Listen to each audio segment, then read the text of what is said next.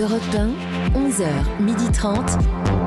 Julia Vignali et Mélanie Gomez. On va donc à présent vous donner tous les meilleurs conseils nutritionnels qu'il faut connaître lors d'une grossesse, mois par mois, pour ne prendre que les bons kilos, pour que tout se déroule bien. Bonjour Magali Valkovic. Bonjour. Vous êtes diététicienne, nutritionniste et l'autrice du livre Le guide alimentaire de la future maman, paru aux éditions Thierry Soucard. Alors bien manger Magali durant la grossesse, c'est important pour la mère et pour le bébé, ça on le sait. On le sait, on va dire, dans les grandes lignes, en fait. Parce que si on s'y attarde un petit peu, si à l'inverse, on mange n'importe quoi pendant 9 mois, finalement, ça va être quoi les principaux dangers pour nous et pour le fœtus et le bébé à venir ? Alors, pour nous, les principaux dangers vont être au niveau du déroulement de la grossesse, qui pourra être beaucoup plus compliqué, où il pourra y avoir une prise de poids beaucoup plus importante, et puis ensuite tout ce qui en découle aussi, du diabète gestationnel, un risque de prééclampsie qui peut avoir des conséquences très très graves. Accouchement prématuré. Des problèmes, une éclampsie, des problèmes rénaux, des problèmes au niveau du foie. Là, on parle des cas vraiment extrêmes, mais bon, on doit penser à ça. Oui, c'est pas que la prise trop de kilos. Oui, c'est un bébé qui est gros aussi ou pas forcément ? Ça peut être aussi un bébé qui est gros, mais il faut savoir aussi que pour le bébé, le fait de mal manger peut avoir des répercussions assez importantes. On sait que ce que la maman mange va avoir des répercussions sur le développement des organes et sur le développement des fonctions biologiques du bébé. Alors, ça ne veut pas dire que si on mange que du fast-food, on ne va pas avoir de bébé à la fin. Le bébé sera là.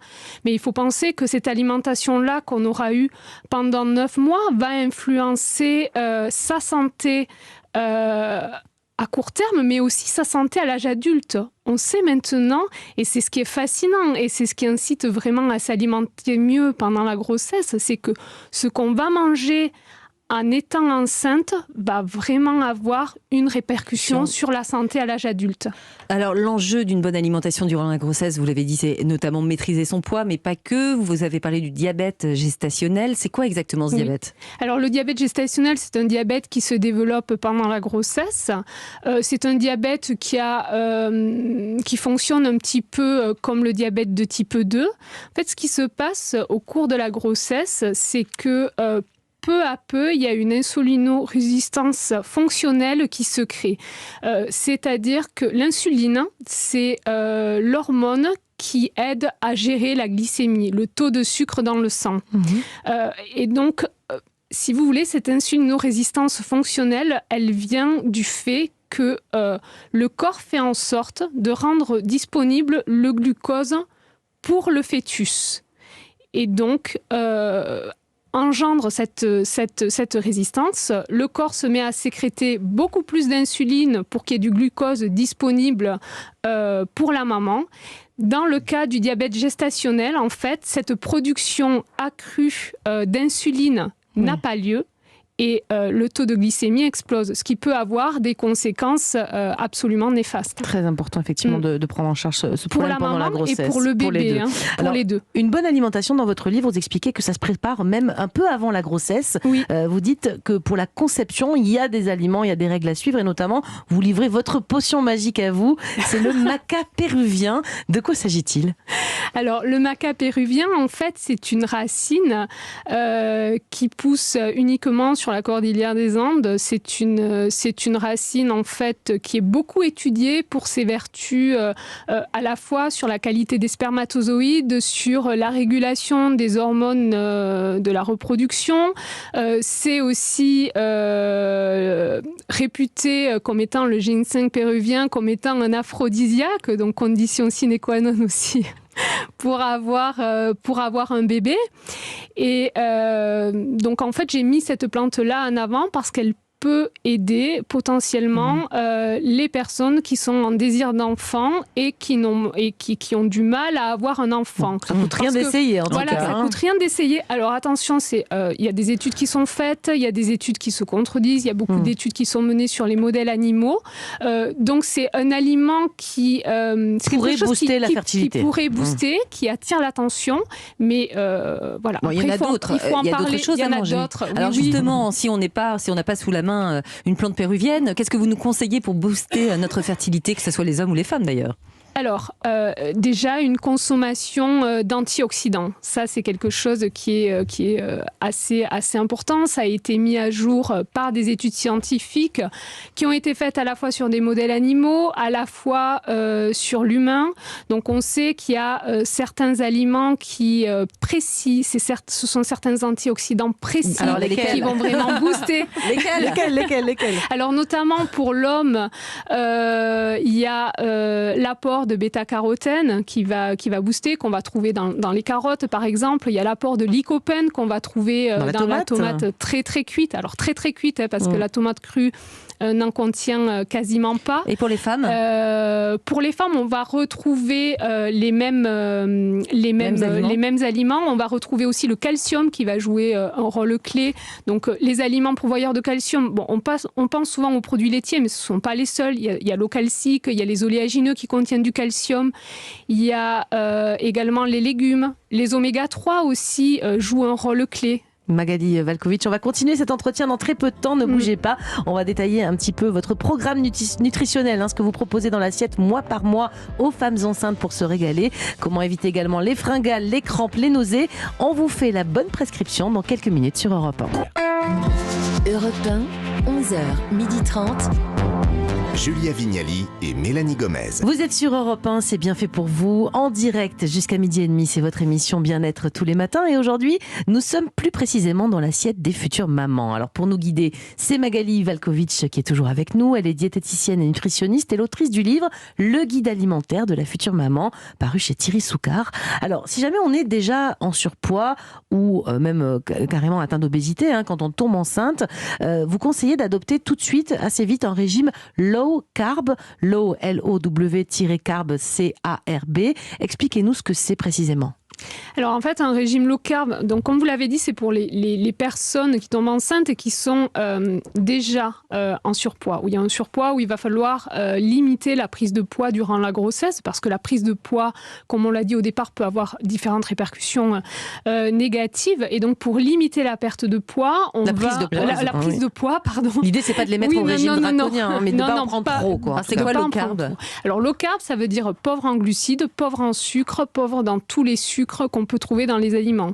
Donc, c'est-à-dire sans féculents, qui vont être tout ce qui est féculent, en fait, tout ce qui est légumineuse, tout ce qui est produit à base de céréales, les pâtes, le riz, etc. Tout ça finit. Les fruits aussi Les fruits, alors, tout dépend de comment on va cadrer le régime low carb, tout dépend de l'excès de poids. Dans certains cas, on va carrément les enlever, dans d'autres cas, on va les limiter à un fruit par jour et, si possible, à choisir parmi les moins sucrés. Donc, j'imagine que les gâteaux, tout ça, c'est fini. C'est fini.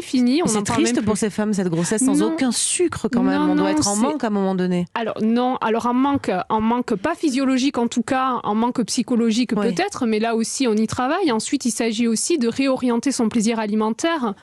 On peut manger sans sucre, sans glucides, tout en ayant une alimentation très très savoureuse. Et le bébé, il n'a pas besoin de sucre un petit peu quand même pour bien grandir, parce qu'on dit que le sucre, c'est l'énergie de notre cerveau aussi. Non, donc c'est pauvre en sucre, c'est pas sans sucre. Donc déjà, là, il y a une grosse différence. Et ensuite, le bébé, pour le cerveau notamment, le gras est beaucoup plus important que le sucre.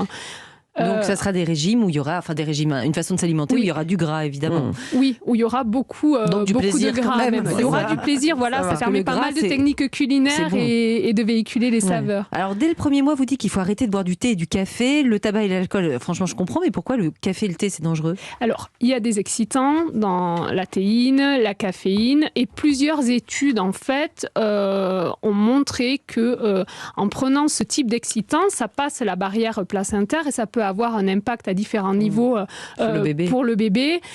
Au départ, il peut avoir un petit poids de naissance, mais ensuite peut être plus sensible à l'obésité. Il y a une étude de l'INSERM qui tend à montrer qu'il peut y avoir un problème au niveau du développement du cerveau, donc c'est pas rien. Alors c'est relatif aussi à la quantité. Voilà. Mais si vous prenez un petit expresso le matin, je pense pas quand même qu'il y ait un souci direct. Le mieux serait finalement, non, on va pas tomber dans... De limiter en tout cas, et faire de bien attention. limiter et même d'éviter, parce que un moyen de boire autre chose et avec la même saveur de toute façon. On va passer au 3e mois de grossesse. C'est souvent le moment, pendant tout le premier trimestre, le plus fréquent où il y a des nausées, des vomissements. Comment on peut les éviter ? Qu'est-ce que vous avez comme astuce dans notre alimentation peut-être pour nous y aider ?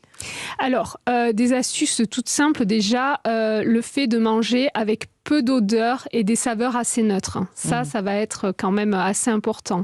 Il y a aussi le fait de boire de l'eau gazeuse qui va limiter les nausées. Le fait de boire de l'eau avec quelques gouttes de jus de citron, des infusions de gingembre aussi. Tout ça, ce sont des astuces pour limiter. C'est pas magique, hein. Quelqu'un qui a beaucoup de nausées, c'est pas parce que elle va prendre une infusion de gingembre que ça va être ça peut soulager. Ça peut aider. Fractionner l'alimentation aussi, manger que des petites portions. Faites 9 repas mais petits. Tout petits. Bon, 9 c'est peut-être un peu non mais en tout cas pas des gros exagéré. repas. Voilà. On va passer au 2e trimestre. Une femme enceinte a besoin, selon vous, de beaucoup d'aliments riches en iode. Oui. Alors pourquoi ? Et ça veut dire qu'on peut y aller donc sur les produits de la mer ? Alors, de l'iode, il n'y en a pas que dans les produits de la mer, même s'il y en a dans les produits de la mer, il y en a aussi dans les produits laitiers, il y en a dans l'œuf, il y en a dans la volaille, donc il y a d'autres aliments qui sont source d'iode. Ensuite, y aller sur les produits de la mer. Oui, moi je ne suis pas contre les produits de la mer à partir du moment où on fait attention à la fraîcheur, à partir du moment où on les cuit bien. À ce moment-là, il n'y a aucun danger. Après, y aller... Donc, on ne va pas aller sur les huîtres, ça, c'est pas possible. Si elles sont cuites, si elles sont cuites, si. Oui. Et d'ailleurs, dans le livre, j'ai mis une recette d'huîtres cuites. C'est parce que la cuisson change tout, en fait. Mais les plateaux de fruits de mer, tout ça cru, non, parce que là, c'est cru. Il y a des risques. Là, il y a des risques. Oui. Mais cuit, il n'y a aucun souci. Et l'iode aide à faire fonctionner la thyroïde. Et la thyroïde est essentielle pour la santé mentale du bébé. Et au second trimestre, il y a toute la matière grise qui se développe et on doit vraiment orienter l'alimentation vers les besoins du cerveau qui est en développement. Allez, on va passer au 6e mois. On a parfois des crampes qui apparaissent. Qu'est-ce qu'on peut manger pour les éviter ? Alors, en priorité, ce sera déjà bien boire sur la journée. Ça va être très très important. Avoir une activité physique. Au niveau de quoi manger, ça va être surtout des aliments qui vont être riches en magnésium. Donc le chocolat, c'est déjà pas mal finalement. Ouais. Et ça peut être low carb s'il est choisi noir. Ah oui, donc il n'y a pas trop de sucre. Donc il n'y a pas trop de sucre, c'est parfait. Après, il y a tout ce qui est oléagineux, amandes, noisettes, toute la famille des noix. De toute façon, je crois que ça c'est bon pour tout le monde. Oui, ces aliments-là, ça, c'est bon. vraiment. Oui. Ouais. Alors on arrive tout de suite dans la dernière ligne droite, le dernier trimestre. Et là, vous dites qu'il faut manger encore plus de protéines. Pourquoi ? Parce qu'en fait, le bébé prend beaucoup de poids. Il y a ces tissus qui se construisent à ce moment-là. Non, pas à ce moment-là, qui se développent véritablement, qui prennent en volume à ce moment-là. La maman aussi, avec le ventre qui s'arrondit, il y a un besoin de matière, de construction. À ce moment-là, voilà. Ça s'épaissit. Et puis, les protéines sont la matière de construction Vous finalement parlez des tissus. protéines animales uniquement ou pas seulement ? Ah non, ça peut être végétal. Parce qu'après, si la maman est végétarienne, voire végétalienne, on va trouver des protéines dans les végétaux. À ce moment-là, le low carb, le fait d'associer low carb et besoin en protéines élevées, ça va poser quelques petits soucis. Il va falloir c'est possible, mais il va falloir bien le cadrer avec un professionnel de la santé. Mais on peut avoir des protéines végétales, tout à fait. Dans votre livre, vous conseillez un bouillon d'os par semaine. Comment on fait ce bouillon et c'est quoi son utilité pour la santé de ces femmes ? Le bouillon d'os, en fait, ça se fait. C'est assez long à faire. Il faut du temps. C'est pas dur, mais c'est long. On fait cuire une carcasse de poulet. Si on est au 3e trimestre, on a un peu plus de temps. Voilà, oui. On profite d'une journée à la maison pour faire cuire pendant 9 heures une carcasse de poulet avec quelques légumes ou pendant 24 heures pour le bœuf, donc la carcasse de poulet c'est plus facile.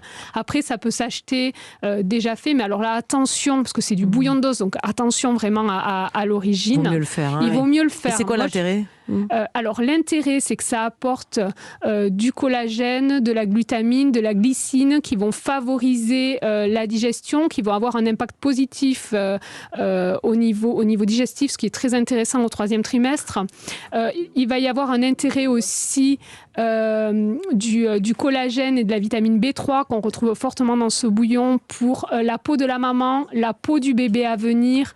Il y a tout un tas de vitamines et de minéraux en fait c'est extrêmement riche nutritionnellement. Et c'est en ça que c'est intéressant. C'est très complet. Alors, on a une question de Bruno sur Instagram. Il dit: j'ai entendu que l'alimentation de la femme avant la grossesse pouvait influencer le sexe de l'enfant à venir. Est-ce que c'est vrai? Et qu'est-ce que je dois manger pour avoir une fille? C'est pas vous, c'est madame, je crois, qui en doit manger. réalité, j'en ai parlé dans le livre. Oui, c'est pas lui qui doit manger. Oui, c'est pas lui, c'est sa femme. Ce serait plutôt un régime hypocalorique. Apparemment, c'est-à-dire un régime très très faible en calories avant la grossesse. Alors, ça c'est pour avoir une fille. Hein. Oui, ce sont des chercheurs d'Oxford qui ont mis ça en avant. Ils ont travaillé conjointement avec une autre équipe. J'ai oublié le nom de l'autre université. Mais voilà, après, est-ce que c'est vrai, est-ce que c'est pas vrai? J'en ai aucune idée. Ouais, franchement, je sais pas. Je crois honnêtement qu'il n'y a pas très peu de preuves scientifiques. Mais voilà, bon. Même moi, je l'ai testé. Alors franchement, si ça vous fait plaisir. Bah oui, j'ai eu une fille. Quand je voulais une fille, j'ai eu une fille. Et vous avez fait un petit régime avant? Mais j'ai fait le régime qu'il fallait pour avoir des filles, même si je n'y croyais pas du tout. Ça m'a amusé. Vous avez mangé quoi? J'avais une chance sur 2, Julia, donc ça a fonctionné, mais voilà. vous y croyez pas. Oui, J'ai voilà. pas de preuves. Même moi, j'ai partagé cette étude parce qu'elle est faite et parce pourquoi que c'est toujours sympa d'avoir des infos comme ça. Puis c'est des infos que beaucoup de mamans recherchent. Bah oui, c'est ça.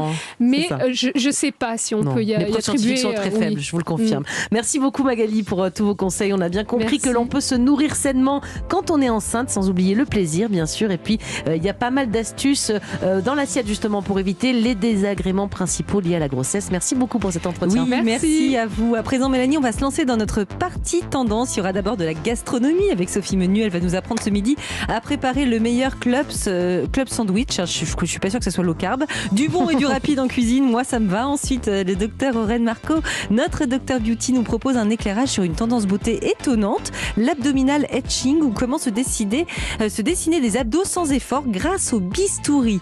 Et enfin, notre coach Jean-Marc Delorme sera également de la partie. Il va nous donner ses meilleurs conseils d'experts pour faire du sport dans le froid cette saison. Et on va vous détailler tout ça sur Europe 1.